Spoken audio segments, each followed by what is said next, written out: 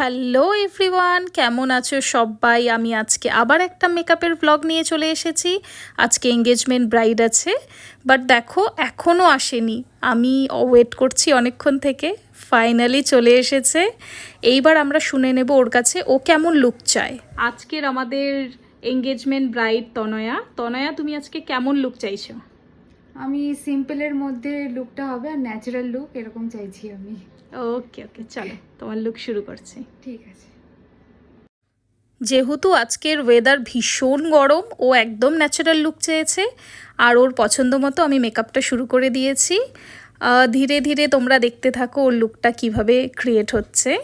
আমি প্রথমে একটা ওয়াটার বেস ময়শ্চারাইজার ইউজ করলাম, প্রাইমার দিয়েছি, তারপরে হুডা বিউটির একটা ফাউন্ডেশন ইউজ করে নিলাম, তারপর ট্রান্সলুশন পাউডার দিয়ে মেকআপটাকে সুন্দর করে সেট করে নিয়ে ম্যাকের কম্প্যাক্ট দিয়ে দিয়েছি, তারপর কন্ট্রোল, ব্লাশ অ্যান্ড হাইলাইটার।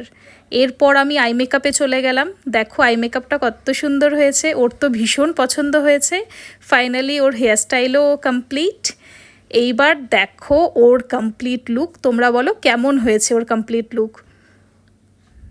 এই গরমের মধ্যে মেকআপ যত ন্যাচারাল হবে তত বেশি লং লাস্টিং হবে আর তত বেশি দেখতেও ভালো লাগবে।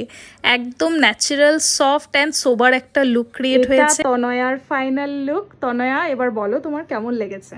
আমি ভীষণ স্যাটিসফাইড, মানে আমি ভীষণ ভয় ভয় এসেছিলাম যে কেমন হবে না হবে, কিন্তু আমি সেজে ভীষণ স্যাটিসফাইড, ওভার স্যাটিসফাইড।